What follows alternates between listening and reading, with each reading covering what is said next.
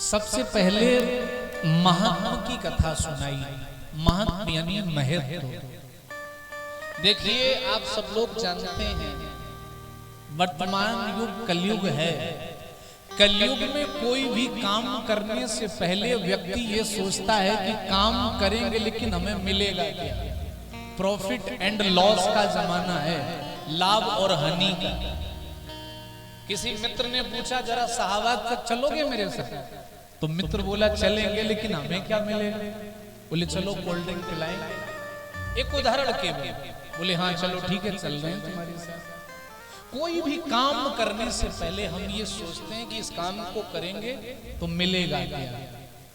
भागवत लिखने वाले वेद व्यास जी बहुत दूर दृष्टि के व्यक्तित्व थे।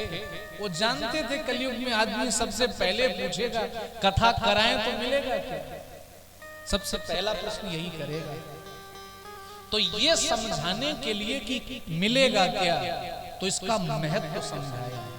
महत्व यानी इसकी इंपॉर्टेंस क्या है, महत्वता क्या है। जैसे एक उदाहरण से समझिएगा।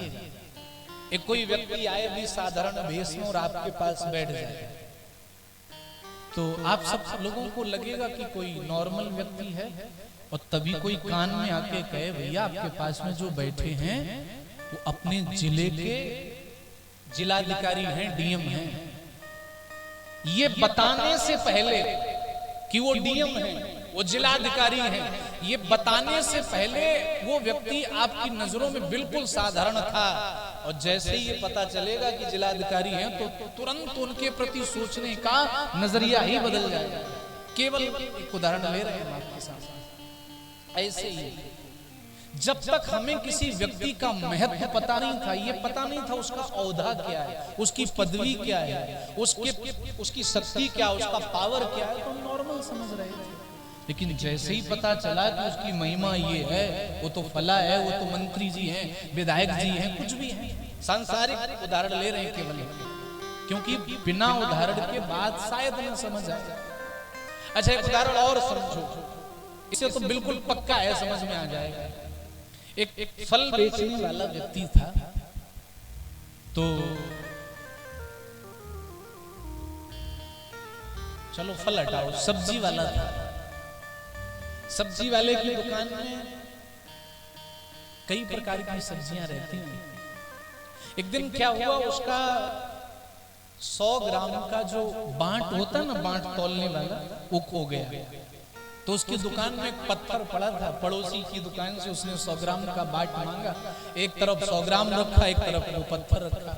इत्तेफाक से वो 100 ग्राम का पत्थर निकल आया। बहुत ध्यान से सुनना, बिल्कुल 2 लाइन का उदाहरण है, बात अच्छे से समझ आ जाएगी।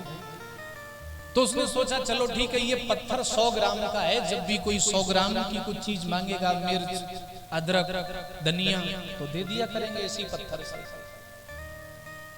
वो पत्थर समझ करके सब्जी देता रहा। कई बार कुछ बकरियां बकरे आ जाते तो उसी पत्थर को मारता भगाने के लिए। कई बार वो पत्थर टोकरियों के नीचे हो भी जाता, फिर ढूंढता तो मिल जाता वो पत्थर। एक दिन क्या हुआ, उस सब्जी वाले की दुकान में एक जौहरी आया। अब आधे से ज्यादा लोगों को तो पूरी कथा समझ आ गई होगी जौहरी का नाम सुनते ही, फिर भी सुनो। जौहरी आया, उसने कहा भैया हमें 100 ग्राम मिर्च दे दो। तो वो तौलने लगा। तो जौहरी ने जैसे ही पत्थर देखा तो सब्जी वाले को कहता भैया ये तुम क्या कर रहे हो। सब्जी वाले को लगा कि ये पत्थर को 100 ग्राम से कम समझ रहा है, इसलिए कह रहा है कि क्या कर रहे हो। तो बोला बाबूजी आप चिंता नहीं करो, ये पत्थर 100 ग्राम का ही है, कम नहीं, आप कहीं भी तौलवा लेना। बोले मैं ये नहीं कह रहा कि ये पत्थर कम है। बोले फिर क्या कह रहे हो। बोले मैं ये कहना चाहता हूँ जिस पत्थर से तू मिर्च तौल रहा है ये कोई साधारण पत्थर नहीं है।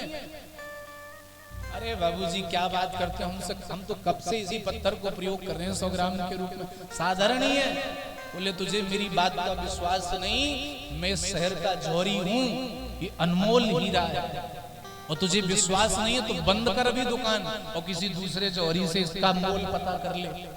ये मत कहना क्या ये हीरा है, उसको पूछना जाकर के इस हीरे की कीमत कितनी है।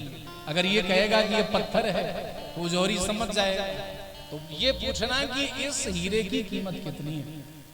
वो दौड़ा दौड़ा गया और दूसरे जोहरी को दिखाया, का ये पत्थर में बेचना चाहिए, हीरा में बेचना चाहता हूं, जरा इसकी कीमत बताओ। उस जोहरी ने जैसे ही वो हीरा देखा बोला, भैया तुझे पता है तू इस शहर का सबसे अमीर व्यक्ति है, इस पूरे शहर कस्बे में इस पत्थर की कीमत कोई नहीं दे सकता। इतना सुनना था, उसका पूरा भाव उस पत्थर के प्रति बदल गया। कहां तो अभी वो पत्थर कभी टोकरी के नीचे, कभी बकरी भगाने के काम, कभी बकरा भगाने के काम आ रहा था। उसके पास में जो पैसे थे उसने बढ़िया तिजोरी खरीदी और उस पत्थर को तिजोरी के अंदर विराजमान करवा दिया, बिठा दिया। कब? बोले जब उस पत्थर की, उस हीरे की महाराज उसे जब उसका इंपोर्टेंस पता चला, जब उस पत्थर की कीमत पता चली, जब उस पत्थर का महत्व पता चला, तो महाराज वो तिजोरी के अंदर बंद हो गया। इससे पहले क्या था? इससे पहले तो एक साधारण सा सब्जी तौलने के काम आ रहा था। कहने का मतलब, अगर इस भागवत को हम केवल मनोरंजन का साधन समझते रहेंगे तो हो सकता है अनुज भैया से कह जाएं दो चार लोग, मजा नहीं आ रहा, कथा में कहां से पकड़ लाए।